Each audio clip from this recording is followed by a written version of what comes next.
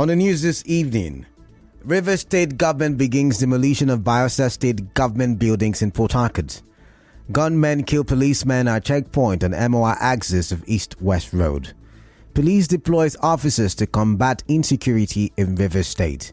Repair works on Aouda Imbiama axis of East-West Road yet to be completed 7 months after flood disaster. On the foreign scene, Twitter boss Elon Musk names new Twitter CEO. I am Kala Dakuru Batbo. Peace is the path to the prosperity of a nation. Let peace reign. Good evening.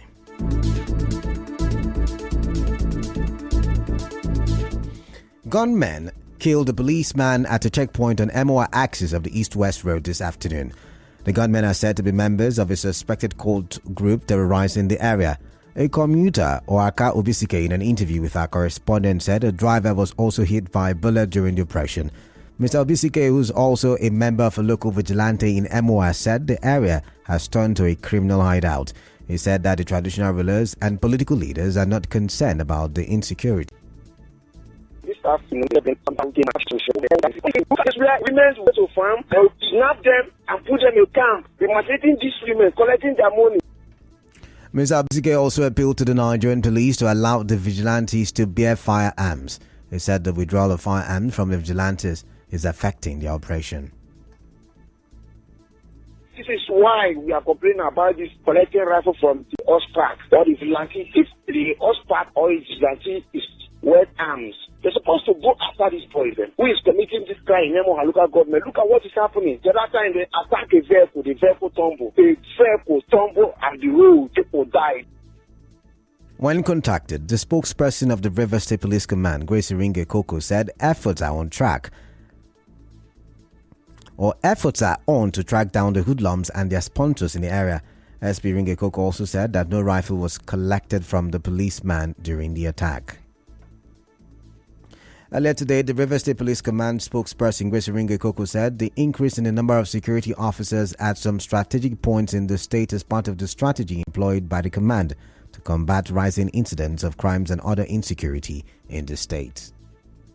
We have employed security officers all over the state to ensure that we have a enabling and seamless environment so that the citizens can move freely. So you can see even now, if it can be artificial traffic, I want to tell the citizens that they shouldn't be afraid or panic. There are continuous raiding going on, continuous raid to ensure they carry out continuous raid. So raid out all those criminal elements in those areas because these are our models we have employed to ensure they have a peaceful and enabling environment. That period so far. They have been very on ground doing their job effectively.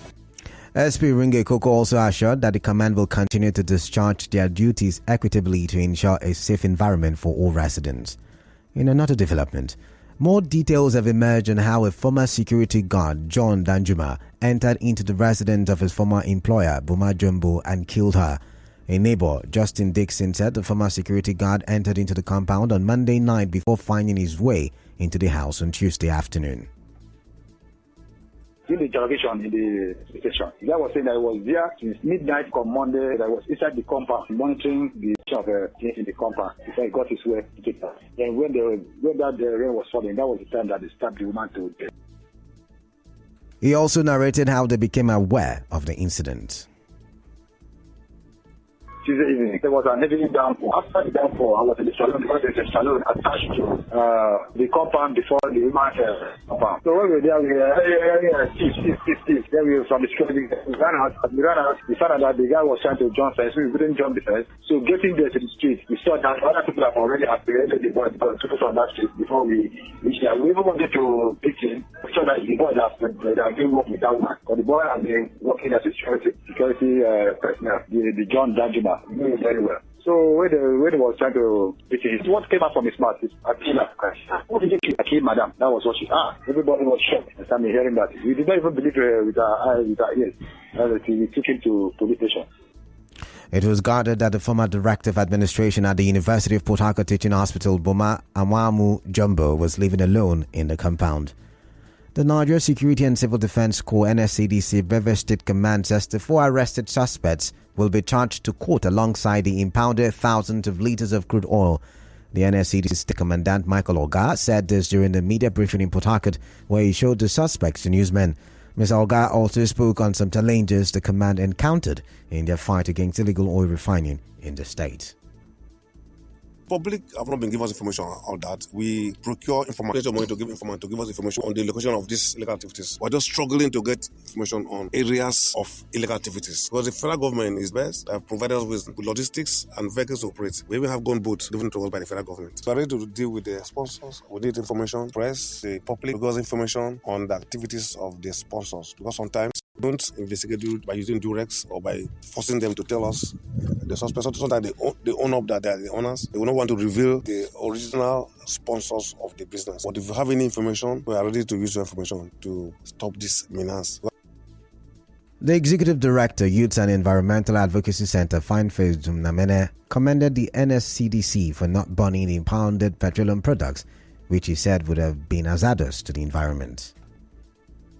They are doing enough by going in the direction of our advocacy that when you confiscate these organized crime exits, do not set them ablaze, because when you set them ablaze, you are destroying the environment, you are destroying, creating suits, and of course destroying evidence. So when you arrest them like this, you are able to prosecute, you are able to raise money for the government. That money will be used to continually fight organized crime, crude oil theft, pipeline vandalism, artisanal refining, and even illegal bunkering that we have in the country. So this is commendable, and I believe that other NSCDC headquarters in the Niger Delta in the various states should emulate what is happening in Rivers State.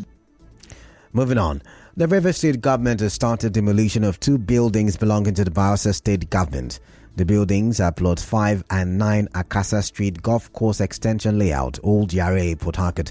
A correspondent who visited the area observed the caterpillar destroying the building under the supervision and protection of armed policemen without tag or name on their uniforms. The staff of the Bayelsa State government told our correspondent that they were given notice 13 days ago to vacate the place. The staff, who professed not to be recorded, said they are not aware of any reason for the demolition, but were informed by the Bayelsa State Liaison Office to vacate the place. She further explained that the building, which were parts of the properties inherited from the old River State, serves as a residential building for staff of the Bayelsa State government.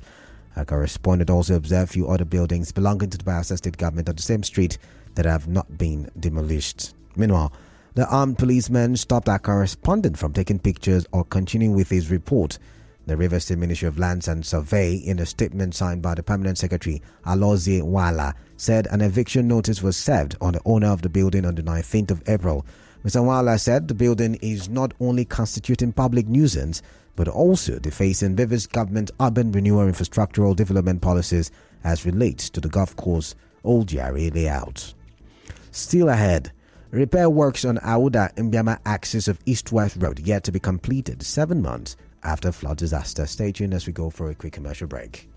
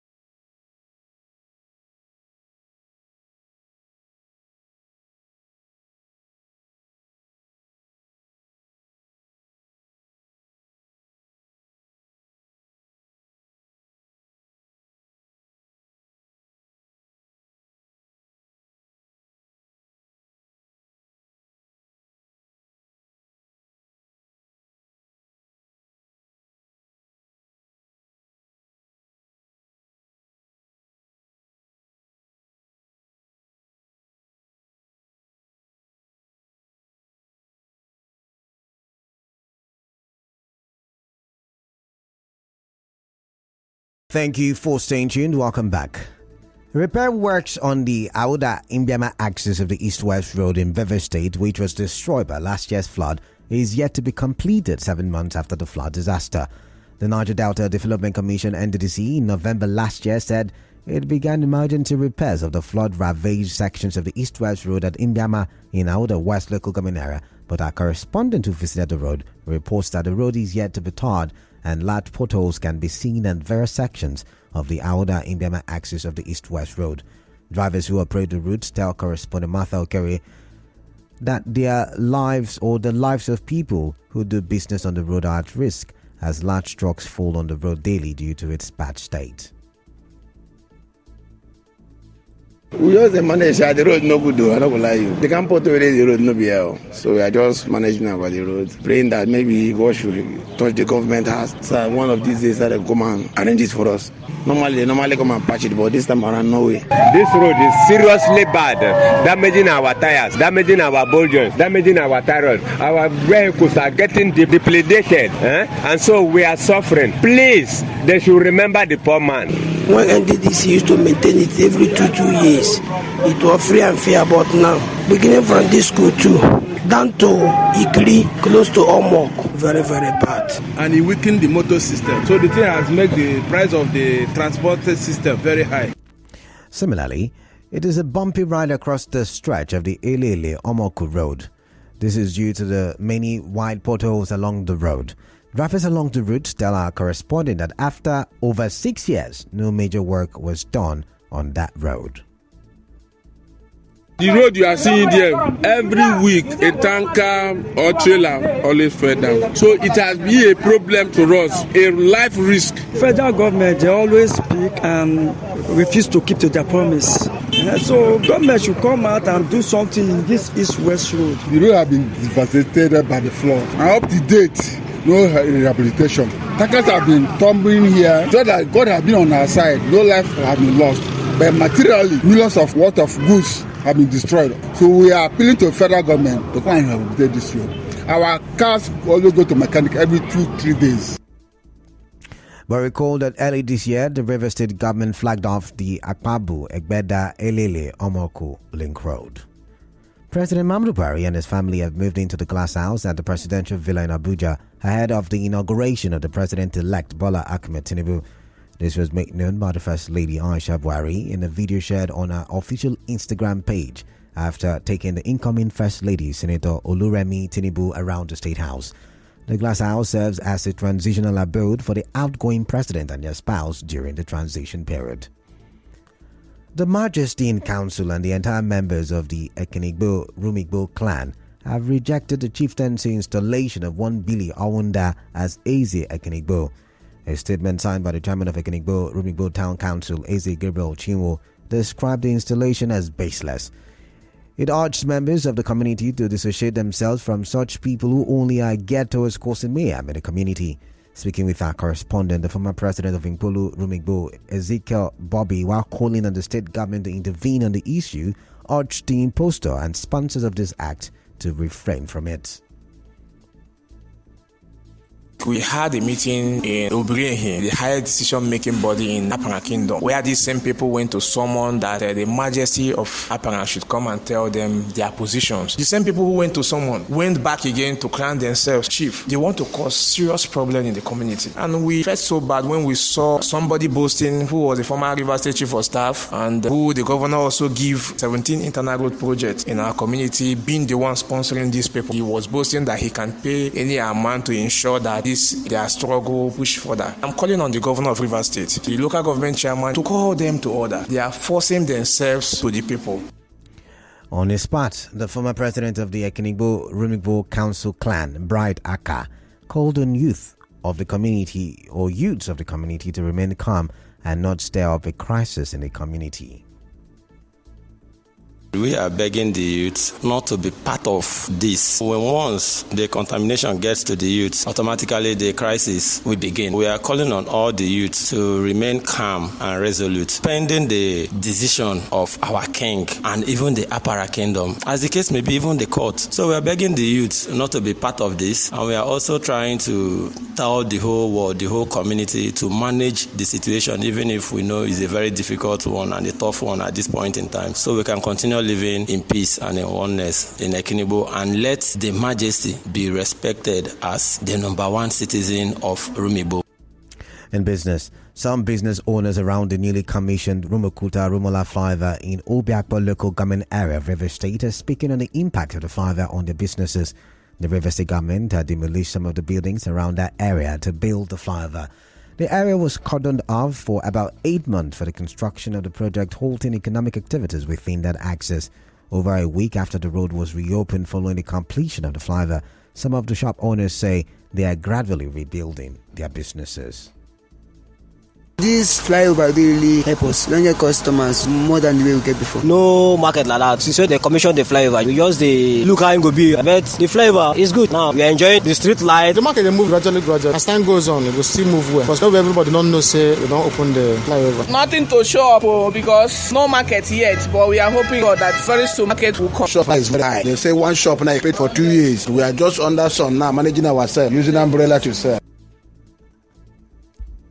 Recall that on May 3, the President-elect Bola Tinubu commissioned the Rumukuta-Rumola flyover, which is the 12th flyover built by the Wike administration. In entertainment, actor Charles Inoje has shared his escape from death after an overhead water tanker fell on his seat. In sports, Manchester City's Erling Haaland has scooped the Football Writers Association Men's Player of the Year award in his first season.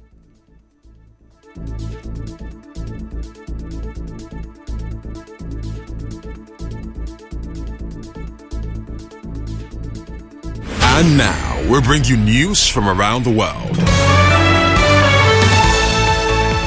Elon Musk has named Linda Yaccarino, the former advertising chief at NBC Universal, as the new chief executive of Twitter.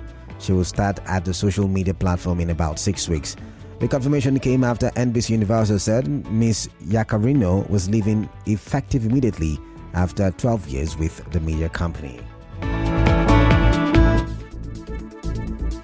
On the news this evening, you heard Rivers State government has begun demolition the Bielsa State government buildings in Port Harcourt. Gunmen killed a policeman at checkpoint and MOR axis of East-West Road this afternoon. Police says it has deployed officers to combat insecurity in Rivers State. Repair works on Auda Imbiama axis of East-West Road is yet to be completed 7 months after flood disaster. On the foreign scene, Twitter boss Elon Musk has named Linda Yaccarino as the new Twitter CEO. The news was edited by Martha Okire. Cloudy weather in Port Harcourt this evening. Peace is the path to the prosperity of a nation. Let peace reign. I am Kala Dakuru Batabo. Good evening. Conversations continue after the break.